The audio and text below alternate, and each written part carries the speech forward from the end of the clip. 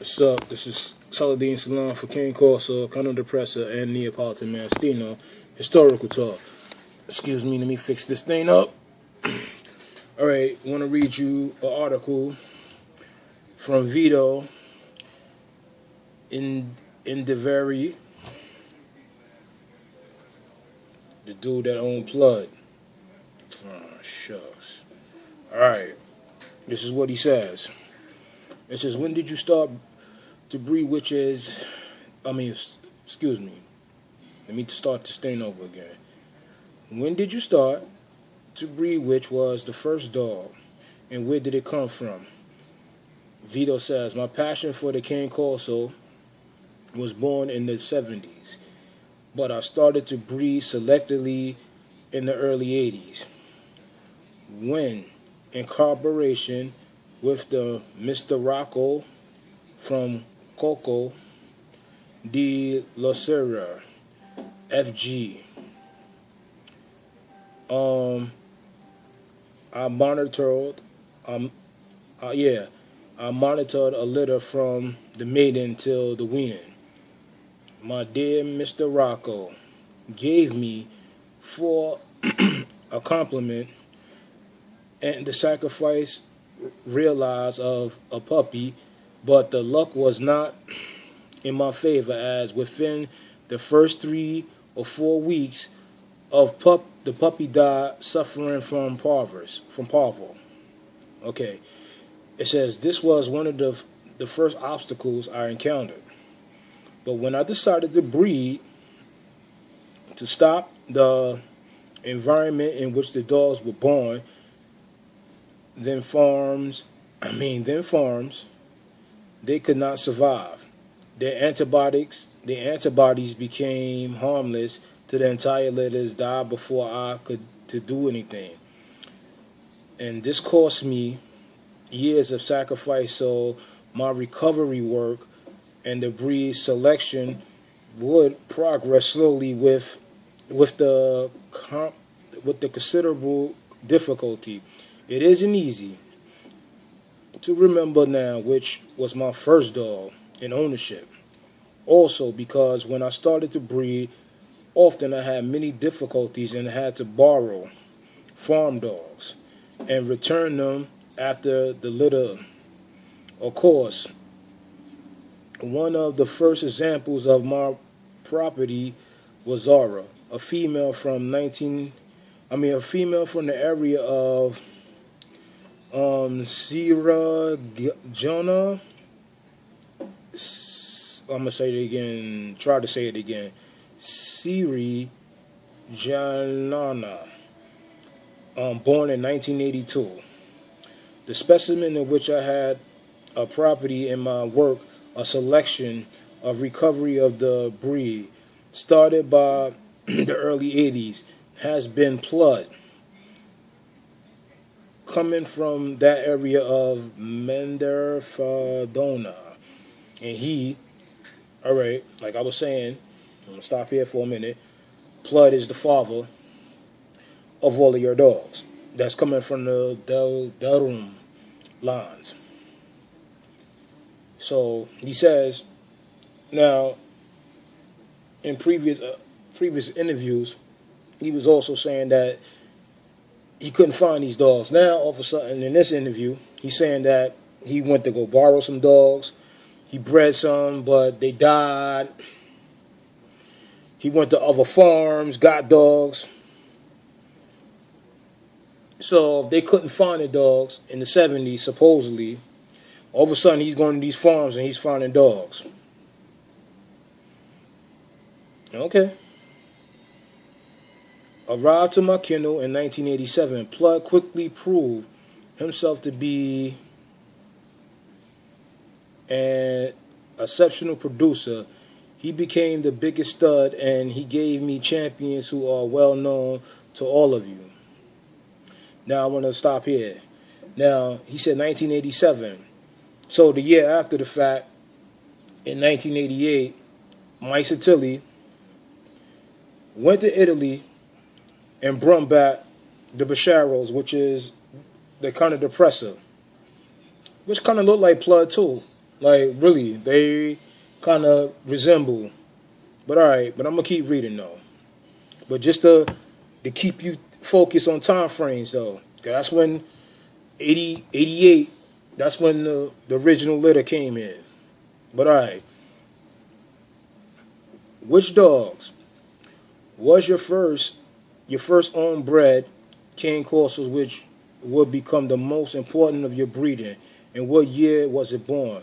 He said after a mini burst in 1989, David Darum was born.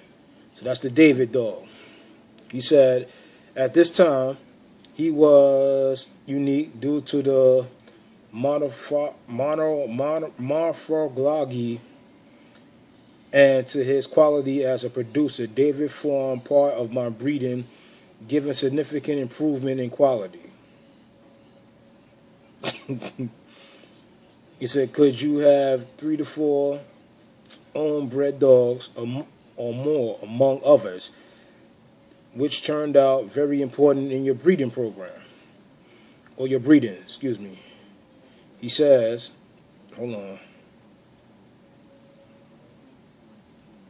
He said, other dogs important to my kennel as well as they were bred were a Rasputin, Akira, Antina, Karan, and Quasar, which were the 3 most important features you want to have in the dogs in your breeding. He said the form of the head, that the right face expression of the breed, powerful construction, but the same mental elegant. He said, what were the 3 important faults that, in your opinion, should never be presented in the dogs that was bred by you? He said the pronounced conversions, excessive prognosis, and a small head. He said, what was the biggest structural health, temperamental problems, and enthusiasts may have troubles with when breeding a cane corso? He said, among main problems I have encountered in my practice are the short foreheads and globular heads, expressive, pronounced, and excessive loss of character to the typical of the breed. Now, I'm going to stop here. Now, if you look at Plud is a traditional rustic style corso. Now, if you look at David, you look at Quasar, Karan, and those other dogs, the head are global,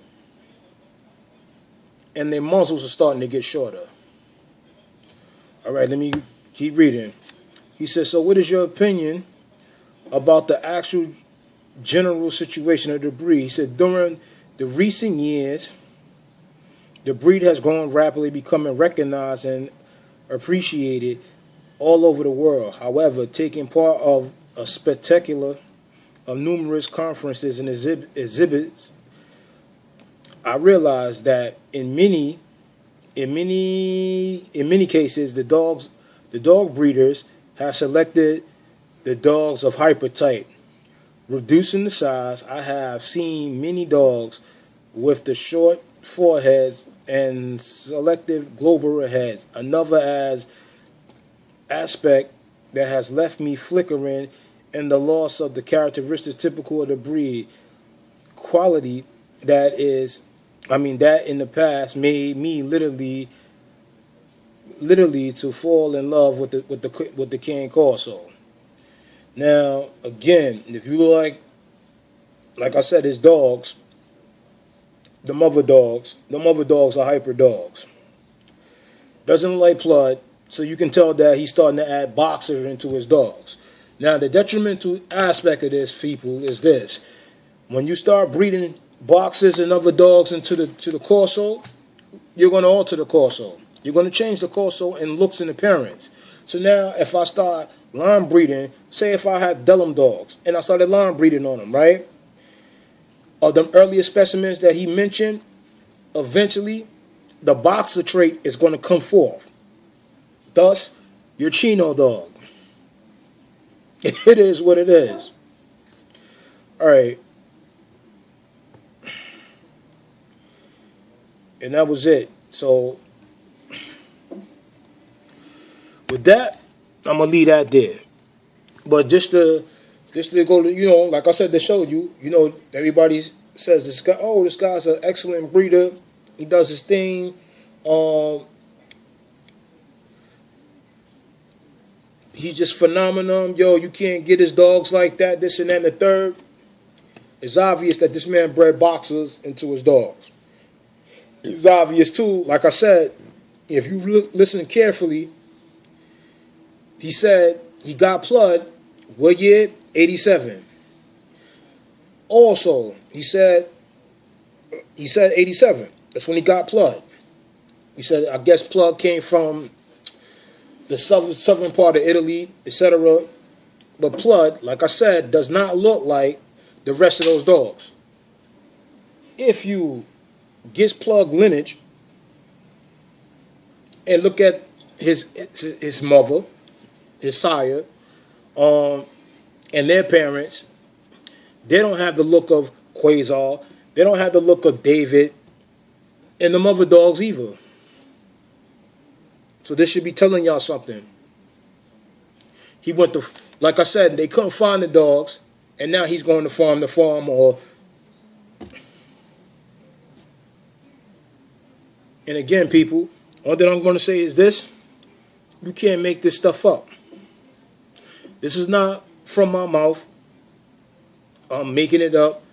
This is an article, and this is him being interviewed. And I'm just reading the interview to you in English.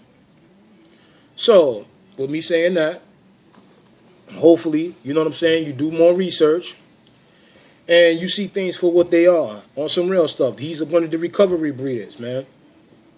I'm going to put the article underneath this segment that I made, so that you can read it for yourself.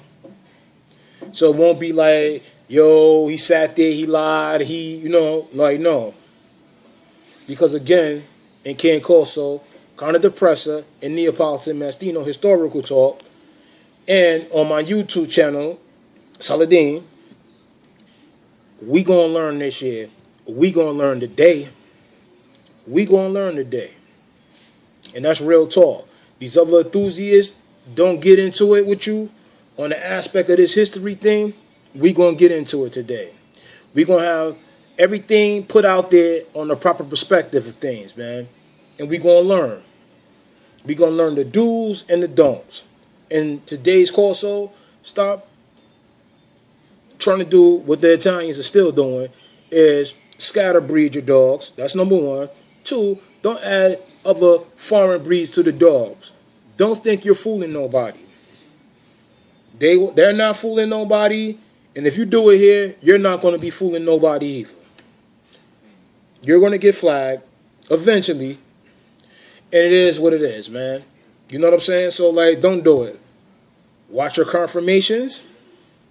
I'm going to say that. I'm going to start saying that after every video. When you breed them correctly, watch your confirmations. Whatever your dog is lacking in, breed to a dog that will strengthen that. That's how you breed dogs. For real, for real. Don't breed solely on size. Oh, it's a big dog. He looks so nice. Can he move? Oh, he's a show dog. He's a show champion. Judges don't make right choices. 3 times world champion Chino.